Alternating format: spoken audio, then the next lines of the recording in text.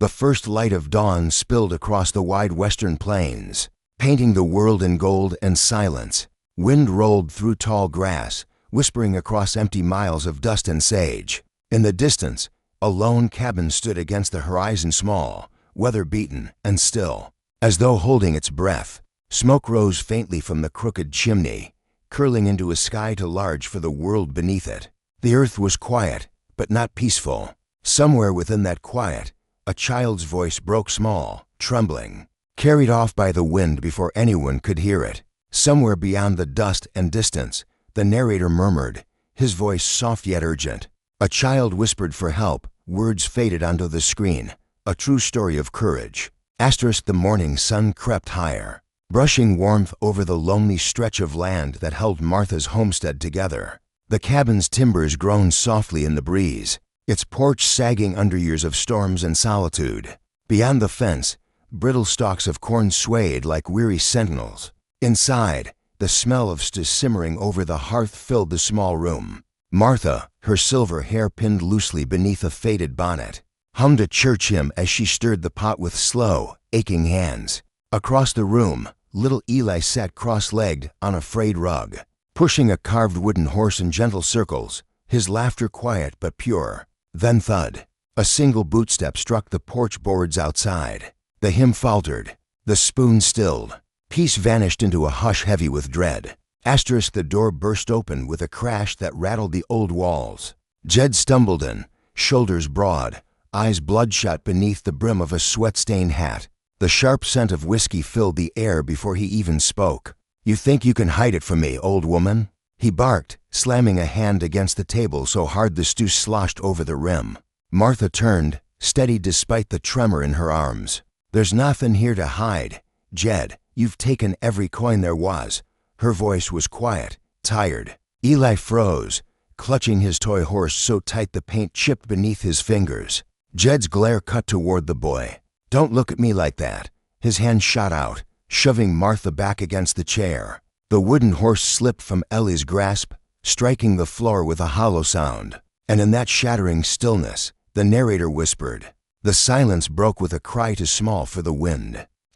Eli bolted before the echo of his grandmother's cry had even faded. The door flew open, smacking against the wall as he stumbled into the open dusk, the dry air hitting his face like fire. Barefoot and trembling, he clutched his wooden horse to his chest as if it could guard him from the world's cruelty. Behind him, Jed's voice roared a thunderous, angry sound, but Eli didn't look back. His small feet slapped against the hard-packed earth, raising tiny clouds of dust that trailed behind him like a desperate ghost. The prairie stretched wide and endless, a sea of gold fading into violet as the sun sank low. Every shadow looked alive. Every gust of wind whispered his name. He didn't know where the road led, only that someone, somewhere, had to help. The narrator's voice softened, echoing across the lonely fields. He ran toward the horizon, too small for the world that had already taken too much from him. The horse in his arms rocked with each step, its chipped paint catching the dying light like a flicker of hope. From somewhere beyond the ridge came a low, steady rumble like thunder rolling across the plains. Eli lifted his tear-streaked face, eyes wide as a trail of dust rose against the fading sun. Out of it emerged 6 riders, their silhouettes cut sharp against the sky. The Iron Mercy riders, once feared as outlaws, now whispered about as men who'd turned their past sins into a shield for the weak. Their leader rode at the front, broad-shouldered and gray at the temples. Reed, his eyes, steeled by time and regret, caught sight of the small boy huddled by a broken fence post. He slowed his horse, swung down, and crouched low. "Hey there, son," he said, voice gravelly but kind.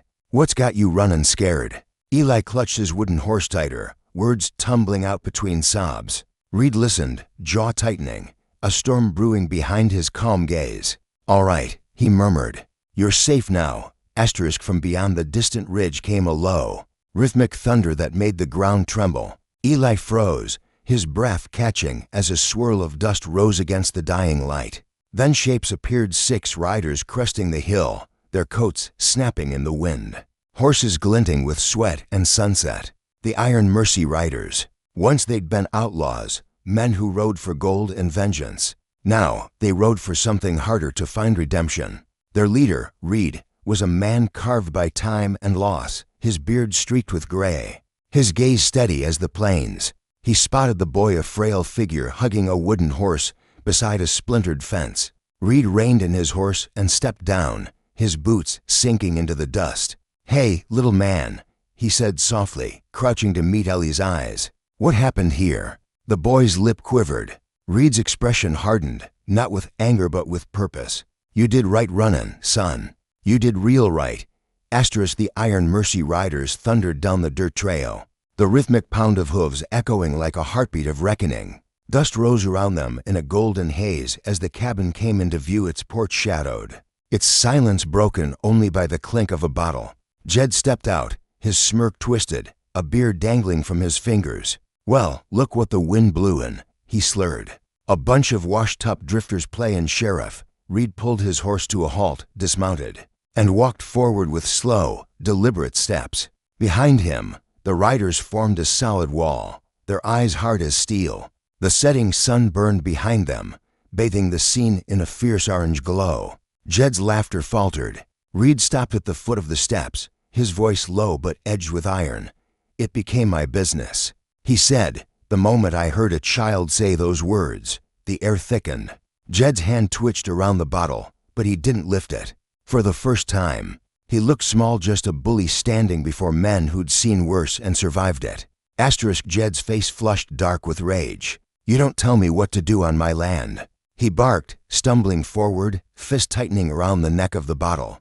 But Reed didn't flinch. He simply stood there calm, unyielding, his weathered eyes fixed on Jed like a mirror of everything the man feared in himself. The riders didn't move, yet their presence was enough to make the air hum with warning. "You've had your say," Reed murmured, voice low and steady. "Now you're done here." Jed hesitated, the fight draining from him as fast as the liquor. His hand fell limp at his side. One of the riders tossed a canvas sack at his boots. "Pack what's yours and ride out," Reed said. "You don't come back." Jed muttered something under his breath but obeyed, vanishing into the dusk with the growl of his truck fading away. Martha's shoulders crumpled. She dropped to her knees, tears cutting through the dust. Eli ran to her, wrapping his small arms tight around her waist as Reed turned away. The prairie finally still again.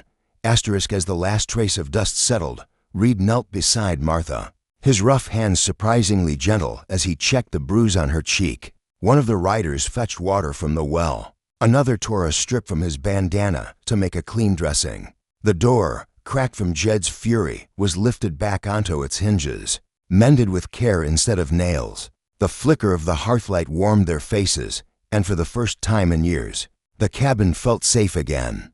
The narrator's voice softened over the quiet sounds of tending and repair. Society once called them dangerous. That day, they showed more tenderness than the world expected. Eli stood in the doorway, his small hands clutching his wooden horse, eyes wide with awe as strength turned to mercy before him. Morning crept soft and pale over the prairie, brushing the world in silver light. The Iron Mercy riders saddled their horses in silence, their silhouettes long against the waking land. Reed tightened his reins, glancing once toward the cabin where smoke curled gently from the chimney. Just as he swung into the saddle, small footsteps pattered through the dust. Eli came running, clutching his wooden horse to his chest. "Mr. Reed," he called, breathless. Reed turned, his weathered face breaking into a faint, proud smile. The boy stopped before him, eyes shining. "Thank you," he whispered. Reed crouched down, pulling the red bandana from around his neck and placing it in Ellie's small hand. "Keep it," he said softly. "It'll remind you good men ride for those who can't." Eli nodded, the fabric fluttering in the dawn breeze like a promise kept. The sun rose full and golden, spilling over the open plains like a blessing. The riders disappeared into the horizon, their figures fading into the shimmer of morning heat until only the wind remembered their passing. Back at the cabin, Martha stood in the doorway, one arm around Eli, both of them watching the world that had almost broken them turn quiet once more. The narrator's voice carried soft and sure through the hush. "Kindness still rides, where it's needed most. Sometimes it doesn't wear a badge or carry a title, it just shows up when hearts are hurting." The screen slowly faded to white text across the sunrise. What would you have done? A gentle guitar strum lingered beneath the words.